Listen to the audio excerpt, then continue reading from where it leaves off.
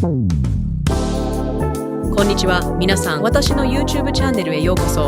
今日は搾乳機を使用する6つの大きなメリットについてお話しします。では、見ていきましょう。番号中いつでも、どこでも母乳を切ることができます。番号にお母さんがそばにいなくても、赤ちゃんに母乳を与えることができます。